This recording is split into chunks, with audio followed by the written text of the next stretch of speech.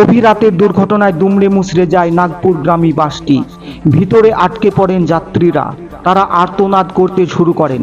খবর পেয়ে পুলিশ ঘটনাস্থলে পৌঁছায়, উদ্ধার কাজ শুরু করে। যাত্রীদের বাস থেকে বার করে আনার আগেই মৃত্যু হয় 6 জনের। বাকিদের হাসপাতালে নিয়ে যাওয়া হয়।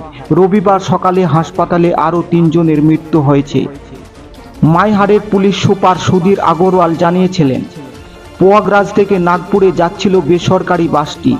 তাতে যাত্রী ছিলেন 30 জন। রাতের অন্ধকারে রাস্তার ধারে দাঁড়িয়ে থাকা ডাম্পারে ধাক্কা দেয় বাসটি। পুলিশ মনে করেছে দুরন্ত গতিতে ছুটে আসছিল বাসটি, সেই কারণে রাস্তার ধারে ডাম্পারটিকে শেষ মুহূর্তে দাঁড়িয়ে থাকতে দেখেও আর নিয়ন্ত্রণ করতে পারেননি চালক। সেটিতে সজোরে ধাক্কা দেয় বাসটি। পুলিশ সূত্রে জানা গেছে, মৃতদের মধ্যে 7 জনই ছিলেন উত্তরপ্রদেশের বাসিন্দা, বাকি একজন মহারাষ্ট্রের এবং একজন মধ্যপ্রদেশের বাসিন্দা ছিলেন। দুর্ঘটনায় আহতদের মাইহারের বিভিন্ন হাসপাতালে ভর্তি করানো হয়েছে।